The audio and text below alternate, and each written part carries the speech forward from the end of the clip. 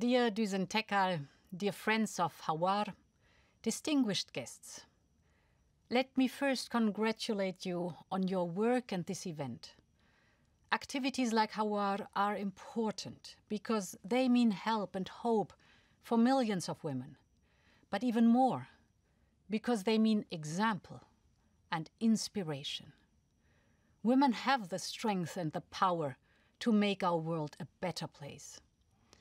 And the two women you award today, Jihan Alomar and Zarifa Ghaffari, are living proof of that. Zarifa's story sums up 3 decades of Afghan history. She lived the first years of her life under Taliban rule. Back then, education for girls was prohibited, so she had to take her English classes in secret and to live in fear. After 2001, her life changed entirely. She had the opportunity to study, go to university, and at 26, she became Afghanistan's youngest mayor and the very first female mayor of her town. But with the new Taliban takeover, her life was again in danger.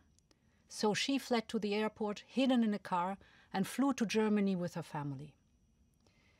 Today, we pay tribute to you and to millions of Afghan women, to your dreams and aspirations, to your ambition to study, get a good job, and choose the life you want to live. We stand with you, whether you decided to flee or you remained in Afghanistan. Europe is at your side.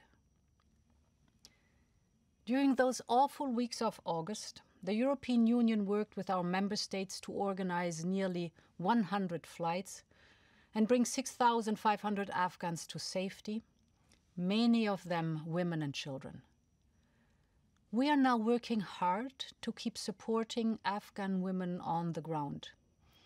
Of course, the European Union has frozen all cooperation with the current government of Afghanistan.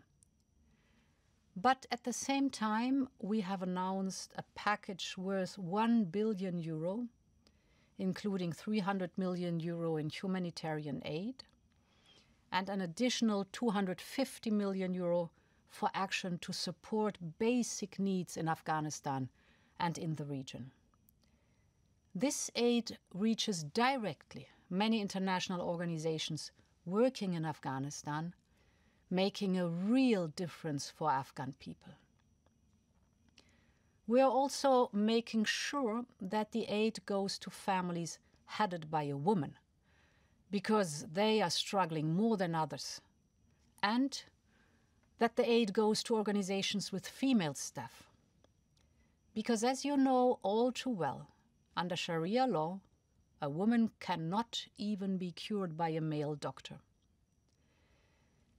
Today, you have gathered a group of amazing people who show that a different Afghanistan exists. You are women of different faith and different backgrounds, and you work together because you believe that all human beings are entitled to the same rights and the same dignity. You are a ray of light in these dark days for Afghanistan. So let me join you in telling all Afghan women, we see you. And we are with you in the toughest of time. Thank you very much for your attention, and I wish you a very fruitful meeting.